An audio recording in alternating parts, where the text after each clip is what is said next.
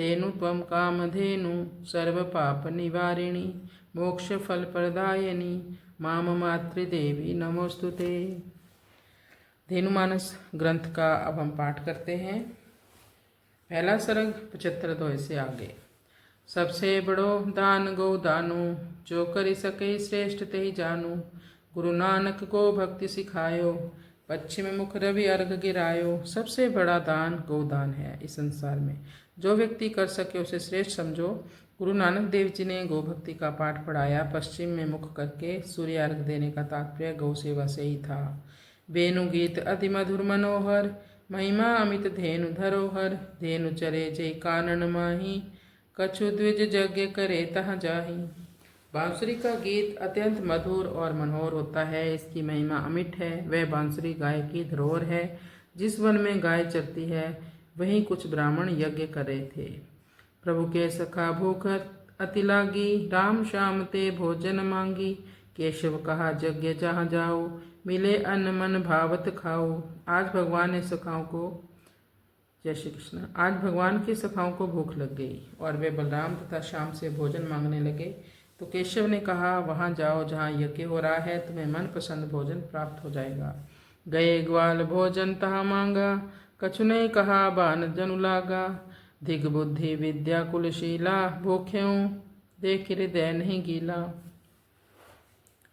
ग्वाल बाल यज्ञ में जाकर भोजन मांगने लगे। ब्राह्मणों ने कुछ भी नहीं कहा। ग्वालों को बाण जितना लगा। उस बुद्धि विद्या कुल और शील के लिए धिक्कार है जिसका हृदय भूखे को देखकर पिघलता नहीं। थके हारी वापस भय, ने कछु मिले मुरारी।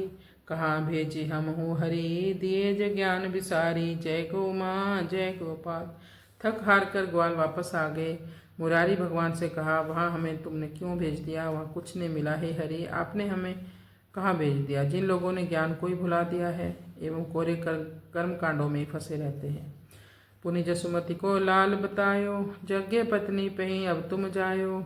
जेह के विधि पहुँचे तय जाई, व्यंजन विविध राखी बनाई। फिर यशोदा जी के लाल ने कहा, तुम लोग अब की बार यज्ञ पत्नियों के पास जाओ। बेचारे भूखे ग्वाल बाल जैसे तैसे वहाँ पहुँच गए, जहाँ उनको कई प्रकार के व्यंजन मिले। कहे मात हम हैं अति भूखे, जहाँ गए देखे तहाँ रूखे। कछु आए कछु व्याकुल भारी, रहे तहाँ जहाँ धेनु बिहारी। ग्वालों ने कहा, हे माताओं, हम बहुत भूखे हैं। हम जहाँ भी गए हमको रूखापने मिला। कुछ हम यहाँ आए हैं और कुछ वही हैं जहाँ गौएं और बिहारी श्री कृष्ण हैं। क्षुधा सुनी सब भरी पराता, चली ग्वाल संग ही हर्षाता। रखें पात पायस परोसी, उरुम गई अनुराग भरोसी। भूखे हैं यह सुनकर सब ने अपनी परात भर ली।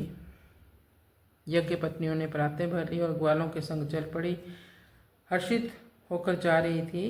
वहां पहुंचकर पत्तों पर भोजन परोसने लगी। परमात्मा पर भरोसा रखने वाली इन माताओं का हृदय अनुराग से भर गया। सबके मध्य बैठी ब्रज चोरा, देखन लगी जिमि चंद चकोरा।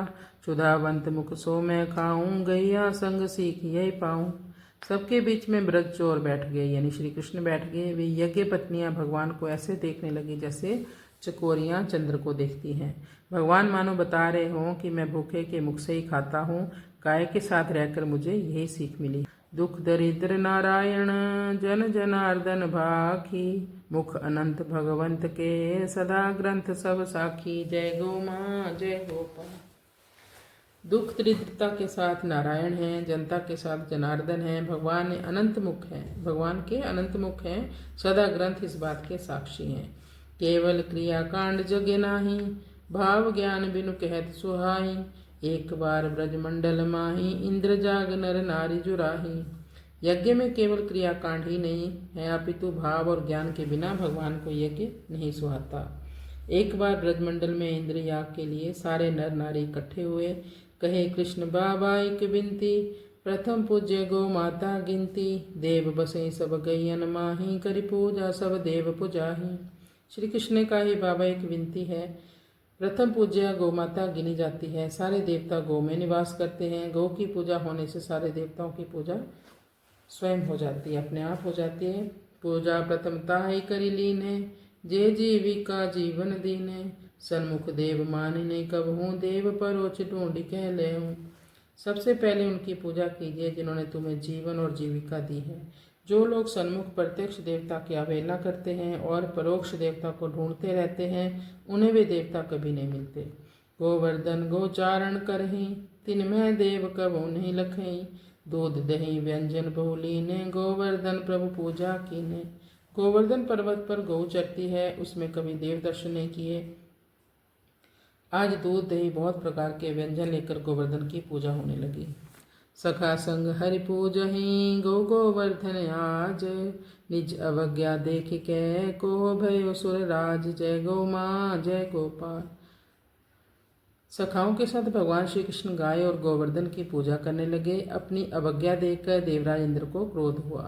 प्रबल वेग आंधी चली, बहे मरुत 49, ग्वाल बाल सब रोवहीं, ब्रजवासी अति त्रास। जय गौ माँ जय गोपाल।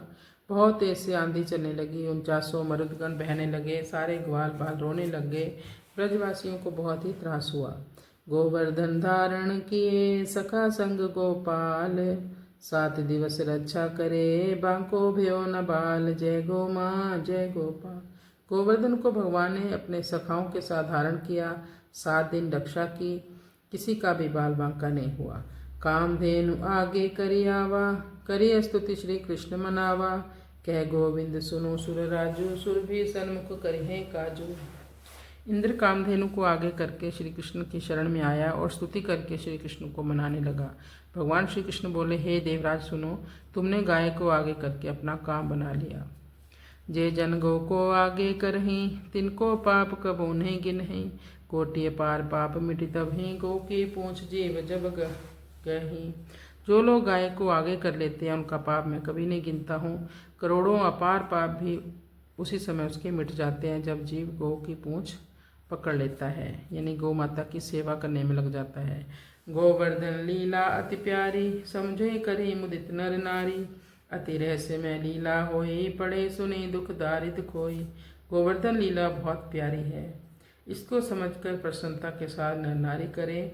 यह लीला अति रहस्यमय है, इसको पढ़ने सुनने से दुख दरिद्रता का नाश हो जाता है।